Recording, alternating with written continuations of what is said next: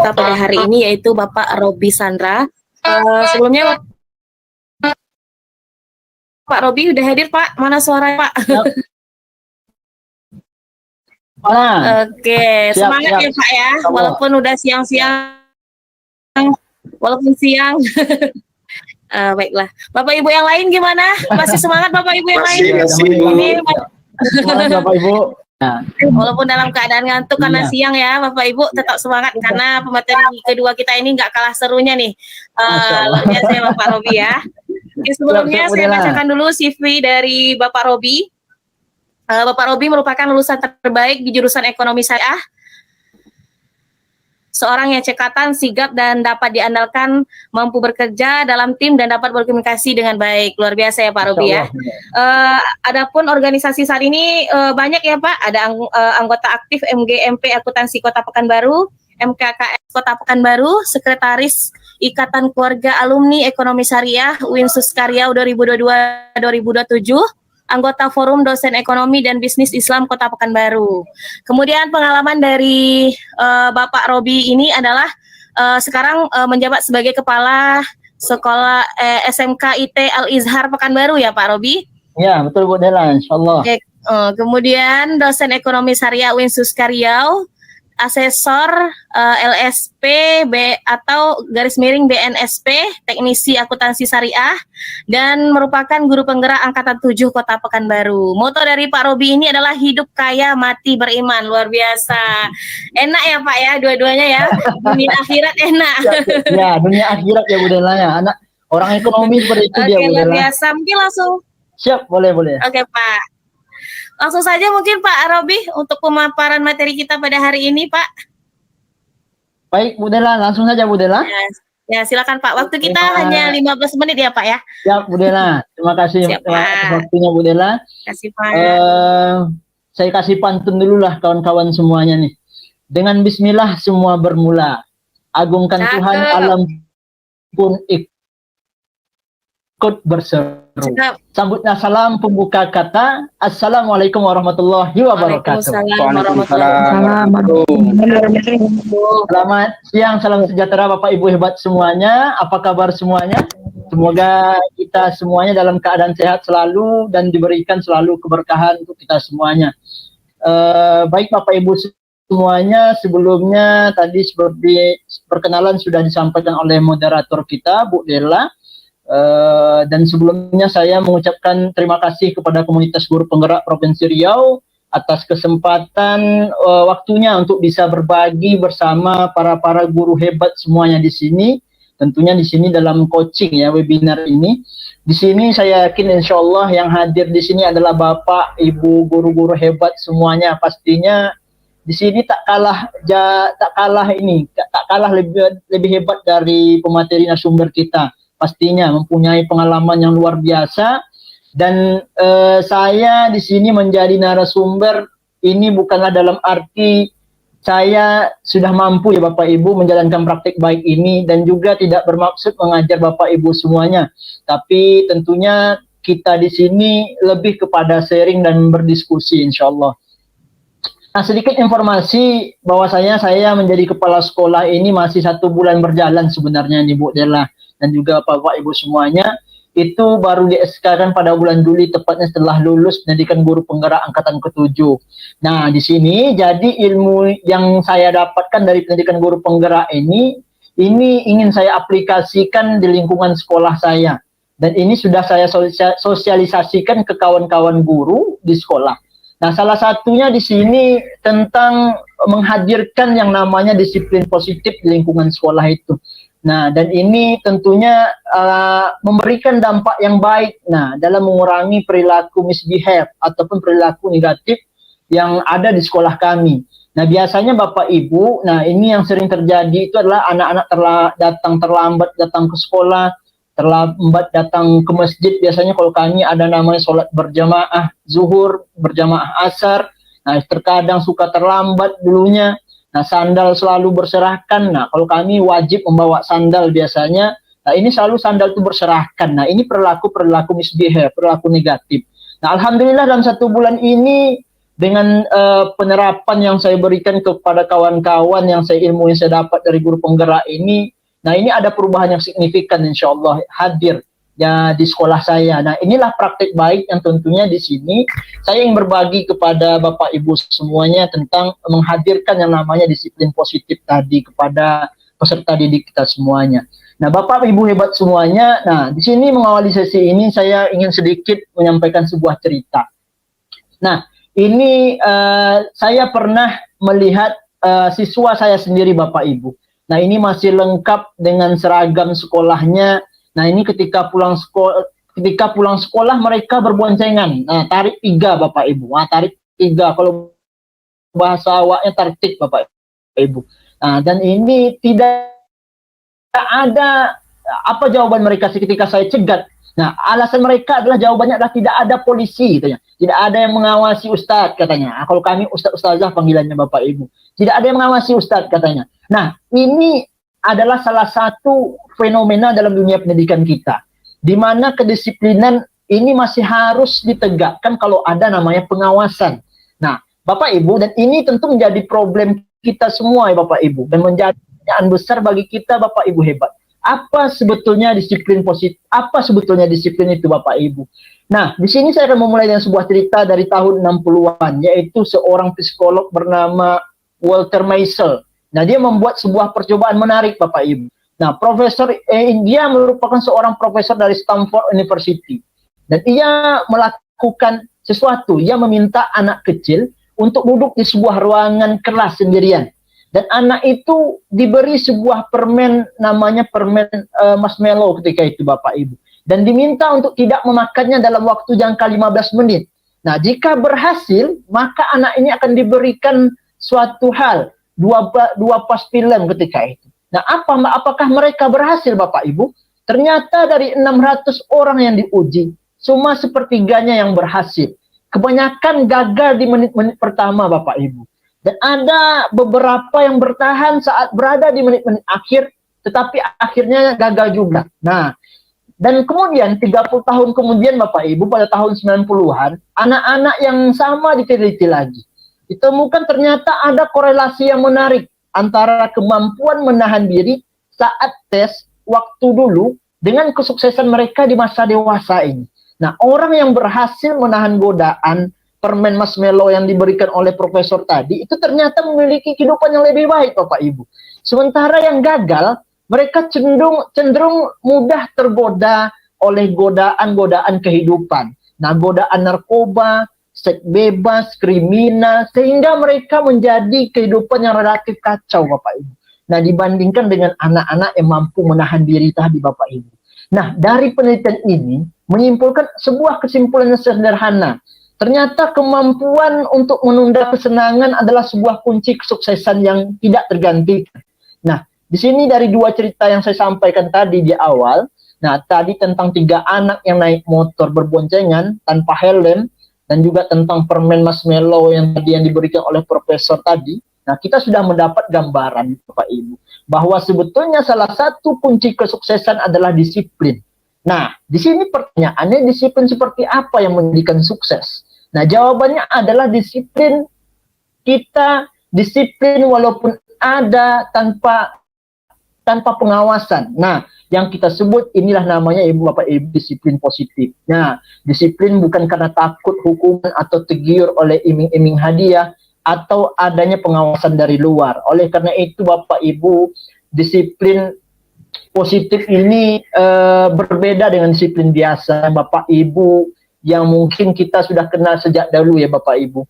Nah, dalam sistem pendidikan kita yang kita ajarkan selama ini. Nah, mungkin Bapak Ibu saya yakin pasti berbeda-beda dalam peraturan yang diterapkan di sekolah dalam konsep disiplin ini.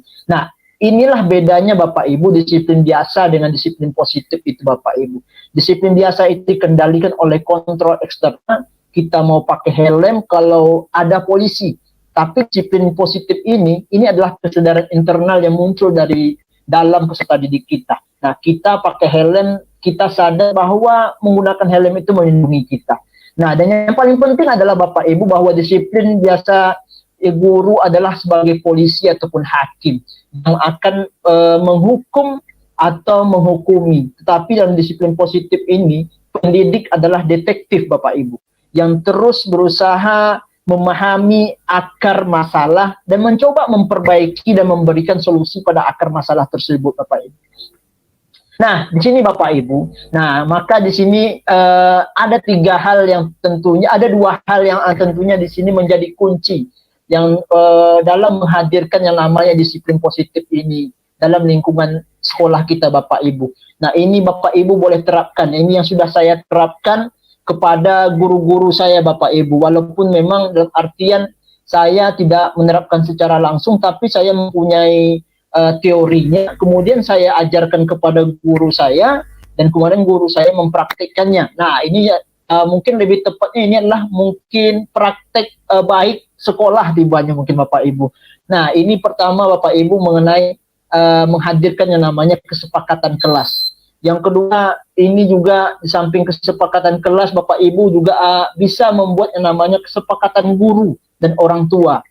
Nah, kalau kami dua hal ini yang tentunya kami lihat dan sudah kami terapkan sangat bahkan signifikan Bapak Ibu, mampu dalam mengurangi perilaku misbehave, perilaku negatif yang ada di dalam kelas maupun di luar kelas. Nah, terutama kita yang diamanahkan menjadi wali kelas, guru kelas ini menjadi senjata ampuh Bapak Ibu kalau kita lakukan. Nah, kekuatan kita untuk bisa menghadirkan disiplin ataupun halnya yang disebut yang disiplin positif pada siswa kita Bapak Ibu.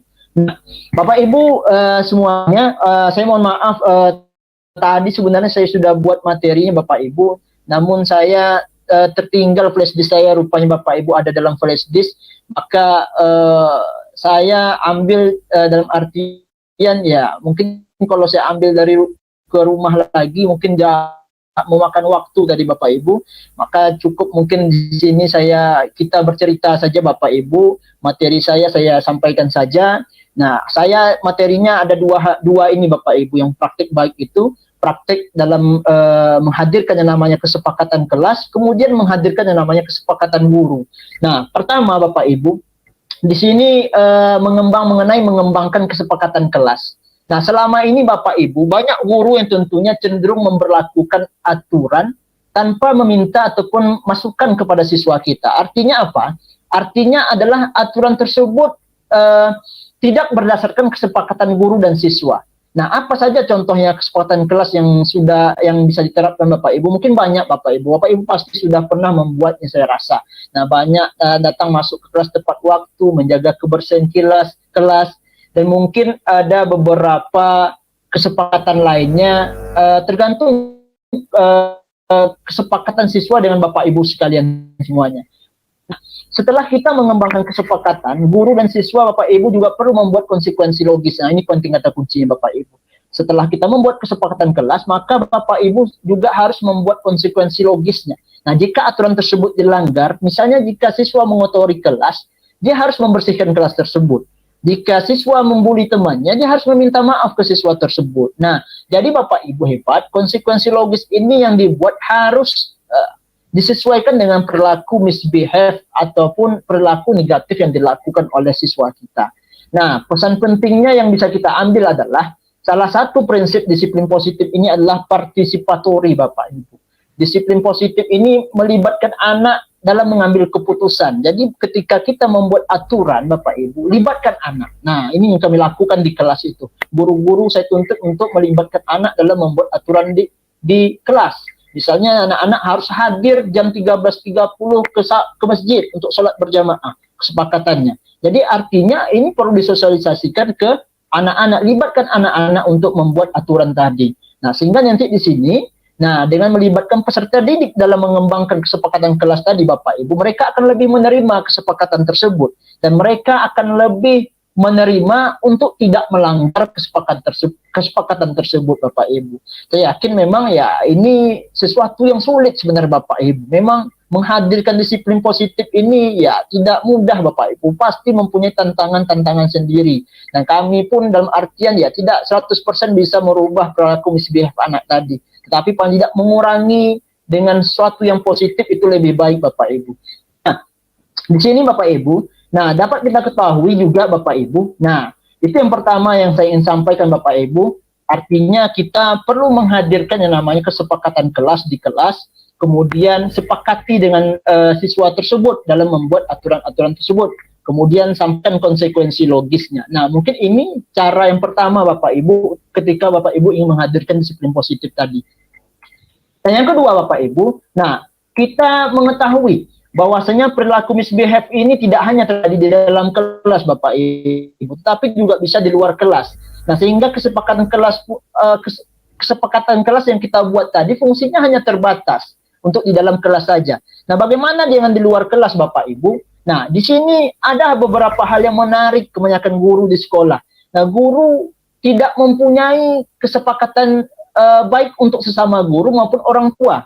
Nah, bahkan kebanyakan guru, nah di sini hanya mempunyai kesepakatan untuk siswa saja. Nah, pertanyaannya adalah mengapa sekolah penting untuk memiliki kesepakatan atau aturan yang juga diberlakukan untuk guru dan orang tua. Nah, tidak sedikit di sini Bapak Ibu perilaku yang namanya perilaku negatif yang terjadi di sekolah itu dipicu oleh gurunya sendiri Bapak Ibu. Misalnya saja ketika siswa dilarang merokok di lingkungan sekolah, kadang malah gurunya pula yang merokok di lingkungan sekolah. Nah, bahkan di depan siswa sendiri. Nah, guru menyuruh siswanya sholat berjamaah tepat waktu, tidak boleh masbuk, tetapi gurunya sendiri yang terlambat masbuk, bahkan tak sholat. Nah, ini juga ada Bapak Ibu. Siswa disuruh merapikan sandal, tapi ketika gurunya datang sandalnya gurunya yang malah berserakan. Nah, tentu di sini siswa disuruh sehingga akhirnya di sini Bapak Ibu, nah tidak sedikit siswa yang menganggap bahwa ini tidak adil Bapak Ibu. Nah, maka dari itu guru seharusnya mempunyai kesepakatan bersama. Nah, ini dia, ataupun keyakinan bersama di antara guru dan ini diketahui oleh siswa Bapak Ibu. Nah, baik apa yang boleh ataupun apa yang tidak boleh dilakukan sebagai guru di lingkungan sekolah. Nah, selain itu, nah juga di sini Bapak Ibu, nah artinya di sini juga selain itu guru ataupun orang tua siswa juga harus mempunyai kesepakatan aturan. Paling tidak kesepakatan yang diberlakukan kepada siswa itu harus diketahui oleh orang tua. Sebab terkadang beberapa aturan yang dilanggar siswa itu karena ada faktor dari keluarga Bapak Ibu. Misalnya saja banyak kasus yang terjadi terutama pada sekolah dasar.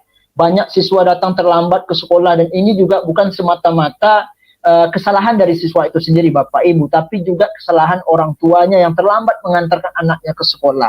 Sehingga menyebabkan anaknya tersebut terlambat datang ke sekolah dan itulah mengapa mereka dihukum oleh gurunya di sekolah. Nah, di sini Bapak Ibu, nah cara yang kami lakukan mungkin Bapak Ibu langsung saja. Nah, hal yang pertama yang dilakukan adalah sebagai guru, nah di sini ataupun seluruh elemen sekolah harus mampu mengidentifikasi kecenderungan ataupun potensi perilaku misbehave yang ada di sekolah. Nah, jadi di sini Bapak Ibu, guru harus mengelis perilaku misbehave apa saja yang sering dan pernah dilakukan oleh siswa. Nah, yang kedua, selanjutnya guru membagi perilaku misbehave tersebut menjadi kategori ringan ataupun kategori serius, dibagi dia Bapak Ibu. Atau guru juga bisa membagi dalam 3 kategori, misalnya kategori ringan, sedang, dan ataupun juga serius. Misalnya siswa membuang sampah di sebarang tempat, itu perilaku misbehave. Tapi tentunya pastinya tidak sama ketika siswa merokok di sekolah. Makanya di sini perlu kita bagi yang mana kategori ringan, yang mana sedang, yang mana serius. Nah, pertanyaannya adalah mengapa akan diperoleh siswa terkait perilaku misbehave tersebut tentunya juga akan berbeda Bapak Ibu, tergantung perilaku misbehave apa yang dilakukan siswa tersebut. Nah, ini Bapak Ibu dalam artian, nah inilah yang tentunya kami lakukan di sekolah dalam menangani perilaku misbehave ini. Namun umumnya saya yakin setiap sekolah mempunyai kebebasan dalam menyesuaikan dan mengembangkan mekanismenya tersendiri, masing-masing tergantung dari sekolah Bapak Ibu masing-masing. Nah, ini aktivitas yang dapat dilakukan terkait penerapan disiplin positif di lingkungan sekolah ini Bapak Ibu. Kesimpulannya adalah salah satu prinsip disiplin positifnya adalah menyeluruh Bapak Ibu, holistik. Pendekatan disiplin positifnya harus didasarkan pada kesadaran bahwa semua elemen sekolah ini harus terlibat saling mempengaruhi satu dengan yang lainnya. Nah, itulah Bapak Ibu alasan mengapa kita tidak hanya membuat kesepakatan untuk siswa saja, tapi kita perlu juga mengembangkan atau membuat kesepakatan untuk guru dan orang tua. Dan itu juga menjadi alasan atau persepsi yang sama terkait dengan perilaku misbehave yang terjadi di sekolah. Nah, itu saja mungkin Bapak Ibu, moderator Bu Dela yang dapat saya sampaikan. Terima kasih atas perhatiannya Bapak Ibu. Ini hanya sekedar sharing Bapak Ibu. Tadi saya sudah dijapri oleh moderator Bapak Ibu. 10 menit katanya kan. Saya minta 15 menit, saya bilang kan. Ini pun sudah kencang saya menyampaikan Bapak Ibu. Terima kasih atas perhatiannya Bapak Ibu semuanya. Dibuka dengan pantun, maka saya akhiri dengan pantun. Bunga impian, bunga selasih. Cukup sekian dan terima kasih. Salam disiplin positif, salam guru hebat. Assalamualaikum warahmatullahi wabarakatuh. Waalaikumsalam warahmatullahi wabarakatuh. Waalaikumsalam warahmatullahi wabarakatuh. Luar biasa Pak Robi Sandra, banyak like-nya nih. Yep. Oke, sepertinya semakin siang semakin aktif ya Bapak Ibu, nampak dari like, komen, dan tanggapan dari Bapak Ibu semuanya. Ditahan dulu pertanyaannya Bapak Ibu untuk Pak Robi maupun narasumber pertama kita tadi.